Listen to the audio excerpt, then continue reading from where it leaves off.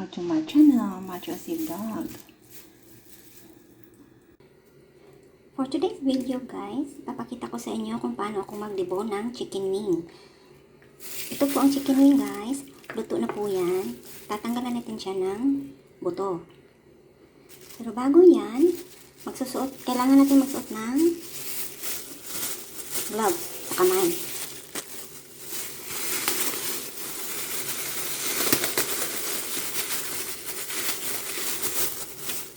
Yan. Tapos, kailangan natin ng gunting. Tsaka, itong paglalagyan ng buto. Gugupitin lang natin guys, itong dulo. Ito.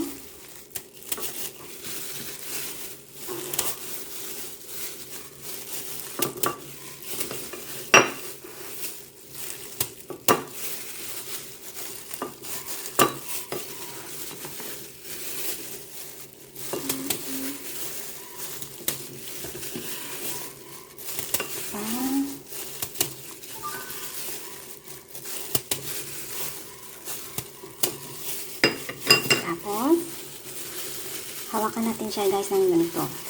Tapos, bilukitin natin isang buto. At, saka iikot. Yan. Oh.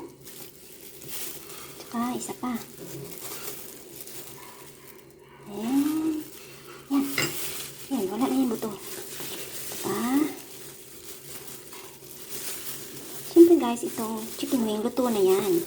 Tsaka, medyo mainit-init pa siya. So, carry naman yung init. Diba?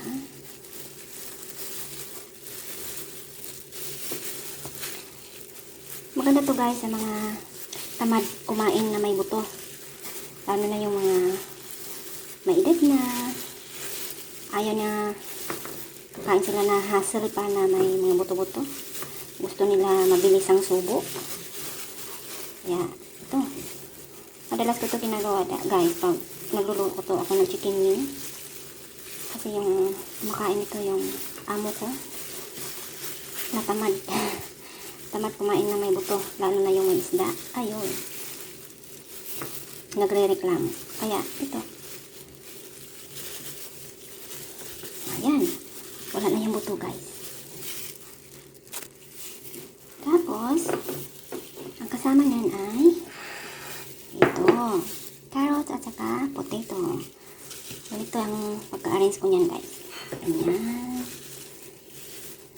Ayan.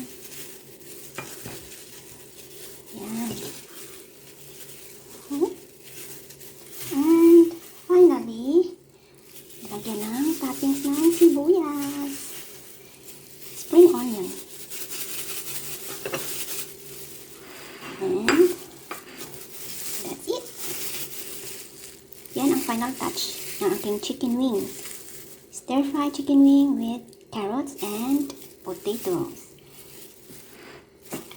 Ready to serve. Thank you for watching guys. See you on my next vlog.